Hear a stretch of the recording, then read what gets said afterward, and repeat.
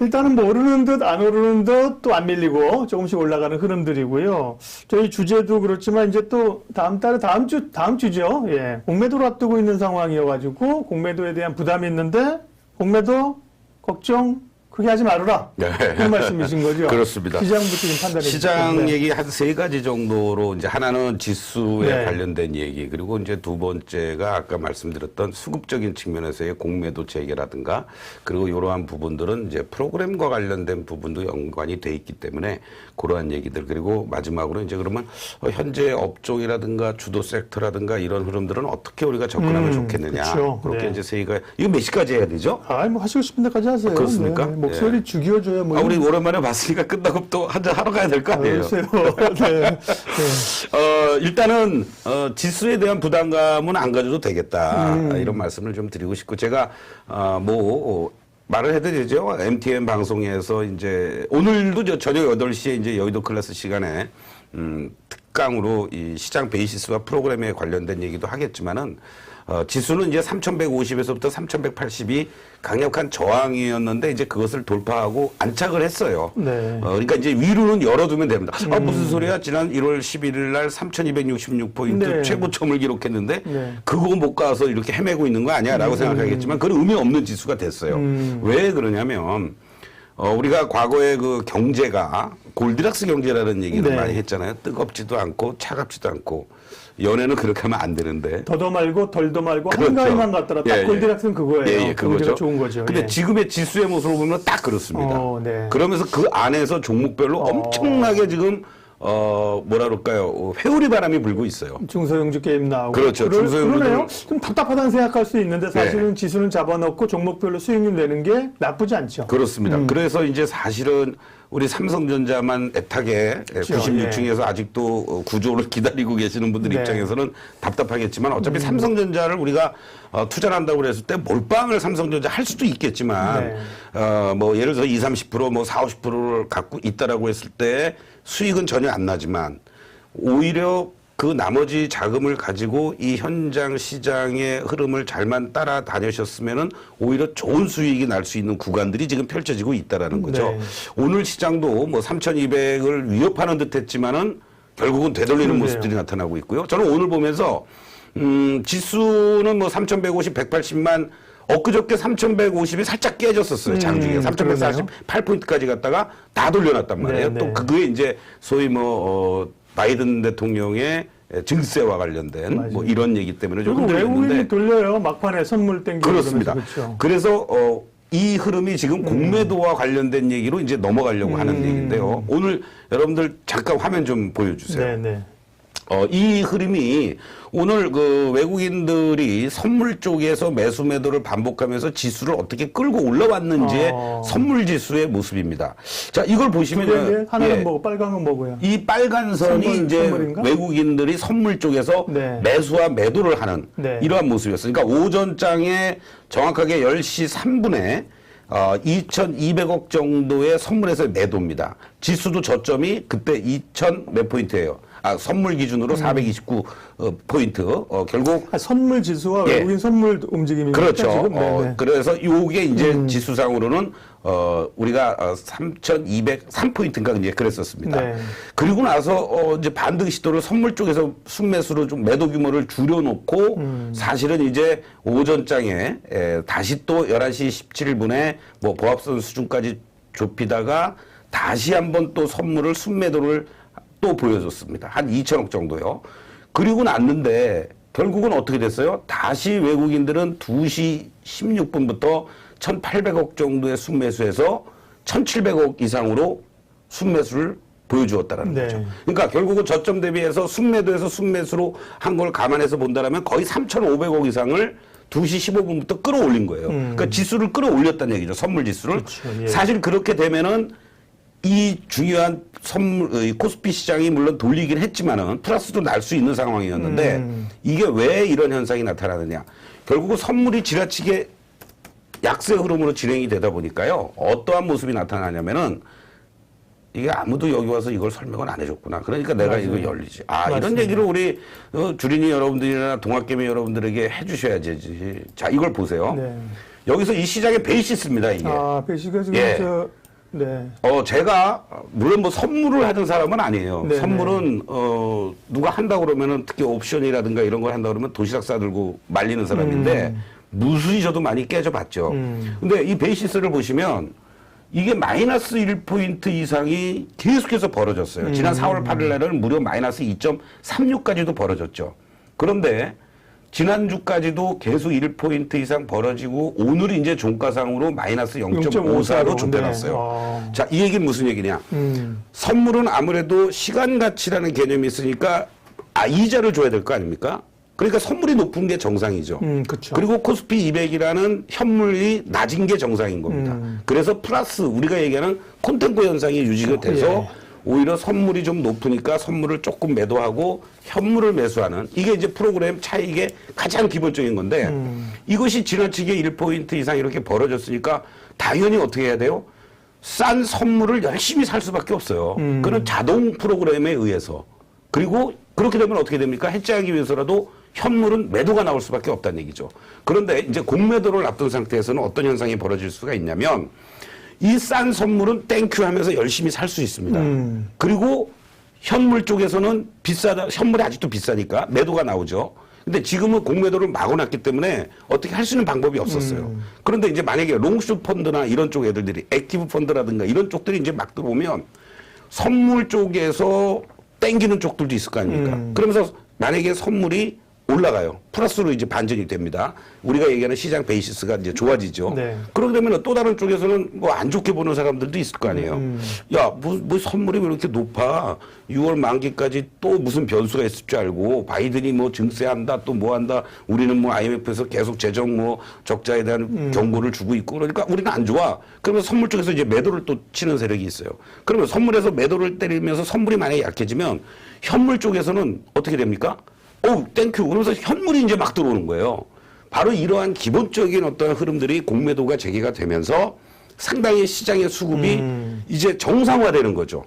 한쪽은 좋게 보는, 지금은 좋게 보든 나쁘게 보든 어떻게 할 수 있는 방법이 없습니다. 그저 그냥 지수 추종하는 우리가 얘기하는 이제 패시브 자금들 그런 쪽들이 이제 들어오면서 뭐 삼성전자라든가 SK 하이닉스 아무리 뭐 업황이 좋다고 그래도 걔네들을 사고 싶어도 해지할 수 있는 마땅한 수단이 없었기 때문에 못 사는데 만약에 공매도가 재개가 된다라면은 우리가 얘기하는 아까 말씀드렸던 뭐 패시브 자금뿐만이 아니라 액티브 자금이라든가 그리고 또 롱숏 자금이라든가 이런 다양한 헤지 펀드들이 들어오면서 그네들의 나쁘게 얘기하면 놀이터도 될 수 있지만 시장의 수급을 조절해 줄 수 있는 이런 어떠한 흐름들이 되기 때문에 여러분들이 이 공매도와 관련돼서 너무 민감하게 반응할 필요가 없고 또 하나 이제 팁을 드린다면 지금 사실 코스피 200과 코스닥 150을 중심으로 해서 공매도를 제기한다고 하는 거 아니겠습니까? 그렇죠. 여러 가지 네. 규제도 많이 하고 있고 네. 그런데 코스피 200을 기준으로 한다라면은 시가총액 1조 원 내외에 되면서 전체 시장에서 사실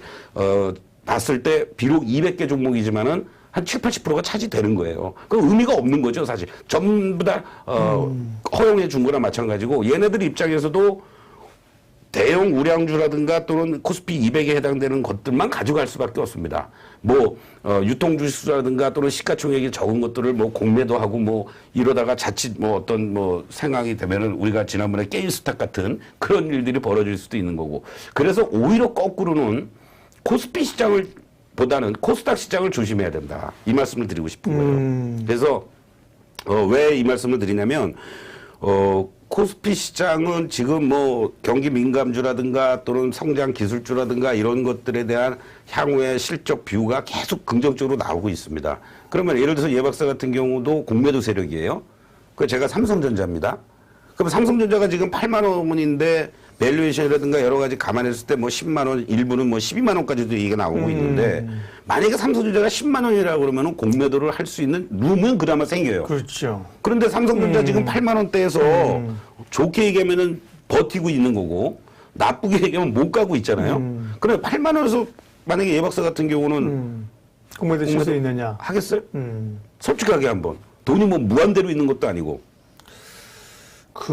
그렇죠. 네. 해봐야 사실 얼마나 이제 밀고 내려갈 수 그럼요. 있느냐. 예. 떨어져야 이익이 그럼요, 나는 이익이 나는 거예요. 그러니까 8만 원을 예를 들어서 뭐 7만 원을 본다 그래도 네. 겨우 뭐 20% 게임이에요. 네. 그럼 만약에 외국계 자금이라고 치면은 환전도 해야 되겠고 거기에 대한 이자도 줘야 되고 여러 가지 스프레드를 감안할 거 10%안 아닙니까? 되죠. 뭐 만 원이면. 그렇죠. 네. 예, 네. 최소한도. 네.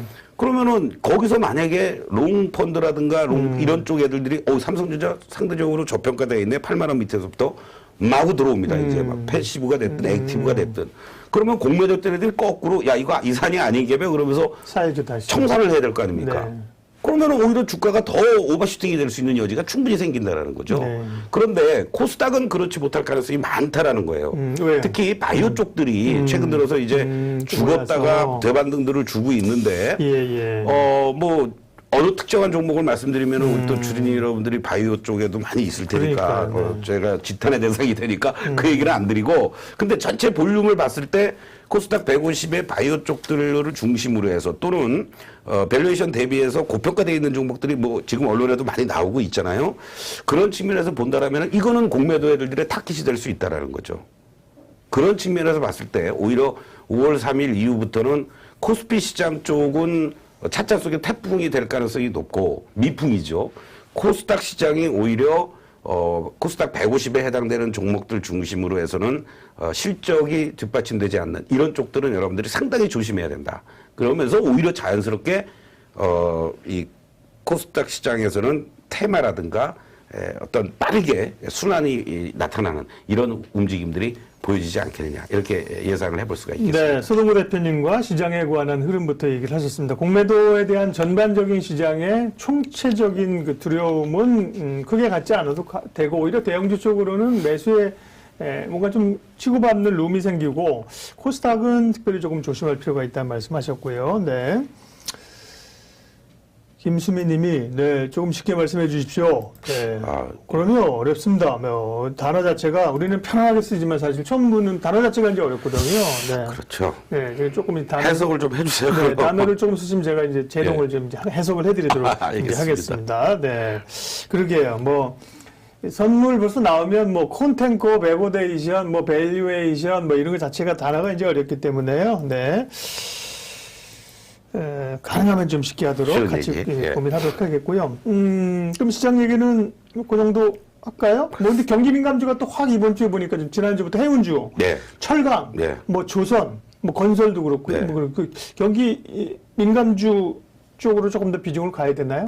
쉽게 말씀드리면은 이게 패키지로 항상 우리가 과거에도 업종별로도 구분들을 하지만은 어느 한쪽에 치우치는 것보다는 네. 지금 뭐 기술주나 이런 쪽들이 조금 쉬고 있는 건 사실이에요. 그 틈새를 이용한 거라고 볼 수 있지만은 이 경기 민감주라고 했을 때 우리가 뭐 조선, 해운, 철강 이거는 삼위일체입니다. 네. 상식적으로 생각해 보면 무슨 얘기냐면은 해운이 지금 뭐 해운 운임지수가 계속해서 뭐 사상 최고치를 향해서 뭐 10년 이내 뭐 최고치다 또는 철강 가격 뭐 구리는 골드만삭스에서도 뭐 향후에 최고의 그런 원자재 투자와 관련된 수익을 얻을 수 있다 이런 얘기까지 하고 있죠. 거기에 이제 그렇게 되면은 결국은 물동량이 증가가 되니까 배가 많이 필요할 테고 배가 많이 필요해서 선사로부터 수주를 받으면은 건조를 많이 할 테고 그렇죠. 그러면 건조를 많이 하면은 철강 쪽에다가 주문을 해야 될 거 아닙니까? 그러네요. 그래서 철강 쪽이 뭐 자연스럽게 우리가 뭐 후판이라는 걸 얘기하잖아요. 네. 조선 배를 만드는 데 있어서 필요한 철강은 후판인데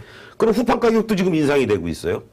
이러면서 이제 또 자연스럽게 이런 선순환이 좋은 쪽으로 선순환이죠. 조선업종이 가장 큰 문제가 됐던 건 뭐냐면은 작년까지만 해도 뭐 수주를 간혹적으로 있었지만 전부 다 덤핑이었었어요. 뭐 도크가 비면 안 되니까. 맞아요. 그 원가라도 어떻게 우리가 그러게요. 해줄게요. 네. 뭐 이런 분위기 아니겠어요. 우리가 식당을 운영할 때도 마찬가지예요. 최소한의 뭐 전기값하고 운영비, 식자재비가 뭐 벌려면은 진짜로 뭐 남기는 것보다는 현상 유지라도 잘못해 해야죠. 현상 유지를 네. 하거나 버리면 안 되잖아요. 그게 다 맞아요. 손해인데. 뭐 일단 이런 그 흐름이었다면 최근 들어서는 뭐 컨테이너 운임지수 뭐 발생 운임지수 할 것 없이 전부 다 운임지수가 올라가면서 조선가 자체가 선가 자체가 올라가고 있다라는 거죠. 그러다 보니까 자연히 해운 조선 철강이 정말 10년 만의 사이클. 특히 이제 여러분들이 우리가 과거에는 제가 너무 지금 할 얘기가 많아가지고 네. 말도 빠르고 말이죠. 네. 좀 그런데 하세요. 네. 우리가 10년 자동차 타기 운동도 하고 막 그랬잖아요. 네. 그 요즘 여러분들 자동차 10년 타기 하는 사람 있습니까? 아무리 길게 타도 3년에서 5년이면 바꿔요. 왜? 워낙 빠르게 자동차가, 이건 자동차가 아니라 진짜 로봇화 돼 있는 거 아니에요, 로봇화. 이렇게 가고 있으니까. 그런데 이 조선업종 같은 경우에도 크게 보면은 우리가 10년 사이클이라는 얘기를 합니다. 여러분들 조선주들의 최고의 호황은 2007년부터 2008년까지였잖아요. 그 전부터 이렇게 움직이면서. 그러고서는 이제 중국이 더 이상, 우리 필요 없어. 뭐 이러니까 잃어버린 10년이 된 거예요. 그런데 잃어버린 10년 동안에 만들어 놓은 배를 가지고 보통 수명이 10년에서 뭐 많으면 뭐 15년까지도 네. 간다고 하는데 그 사이클이 온 상황에서 갑자기 배들이 막 그냥 뭐 모자르게 되고 또 제일 중요한 게 뭐니까 환경 규제 아니에요. 이 배가 바다를 항해하면서 아이만 2020. 네. 이런 것들이 이제 더 빨리 12년 타고 있어요. 그렇습니까? 왜 이러세요? 예. 주님. 아니, 이게 12년 타셨으니까 이제 곧 바꾸실 때가 됐잖아요. 근데 예. 이제 바꾸면은 이제 공유다, 뭐 카풀이다 이렇게 하면서. 뭐 전기차나 뭐. 그럼요. 전기차 이런 쪽으로 이제 가니까. 하이브리드로 가시겠지. 네. 그래서 이제 조선업종도 새로운 어떤 호황 사이클에 진입을 했다. 이렇게 이제 보시면 되고. 근데 또 다만 이제 민감주로만 올인하는 게 아니라 자막도 나왔죠. 소위 네. 바벨 전략이란 것도 어렵다. 양빵 매수. 양빵 매수. 그러니까 같이 좀 섞어서 가져가는 사실은 경우가. 네. 그 올해는 막 이렇게 가는 걸 보면서도 여러분들이 대응하기가 쉽지가 않았을 거예요. 그리고 작년에는 저 같은 사람도 필요 없었던 그런 시장이 아니었을까 이런 생각도 듭니다. 그냥 BBIG 그러게요. 뭐 그냥 들고 있으면 되는 거예요. 오히려 요거 단기적으로 좀 과열이니까 뭐 여러분들 이격이 좀 벌어졌습니다. 뭐 주봉에서 좀 음봉이 나올 것 같으니까 일단 한번 좀 매도했다가 다시 사시죠. 그 사실은 매도했다가 다시 산다는 게 쉽지가 않거든요. 맞아요. 그러다 보니까 서동구 말 듣고 8월 오고 나서 이렇게 봤더니 뭐 더 올라가더라. 뭐 이런 일도 벌어지니까 난 손해 나면 무조건 들고 있을래. 아니면은 뭐 잘 수익 나고 있으면 난 끝까지 들고 갈래. 라는 시장이었다면 BBIG만 갖고 있었으면. 그런데 올해는 뭐 정신없이 지금 왔다 갔다 하거든요. 그렇게 뭐 2023년까지 이 반도체 슈퍼 사이클이라는 얘기 하는데 왜 SK 하이닉스 삼성전자는 이 모양이야? 뭐 이런 분위기 아닙니까?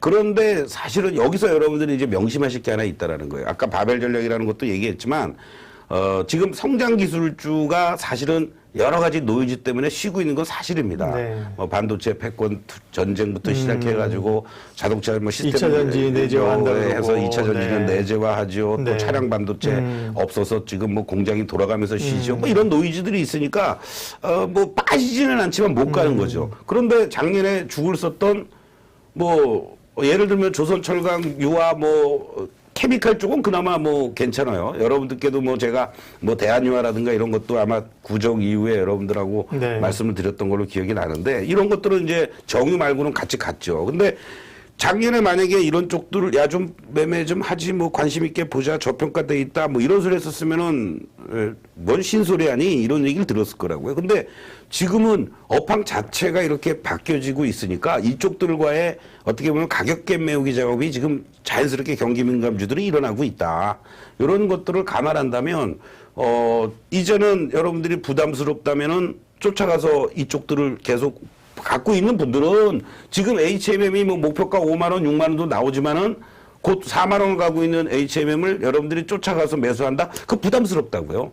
그러니까 그럴 때는 갖고 있는 분들은 좀 더 무너지기 전까지 홀딩하시면 되겠지만은 오히려 저평가되어 있는 종목이라든가 또는 지금 시점에서 저점을 다져주고 있는 뭐 IT 쪽이라든가 뭐 이런 예. 쪽들을 여러분들이 포트에 조금씩 편입해 나가면 되지 않을까 이런 알겠습니다. 말씀을 드리는 거죠.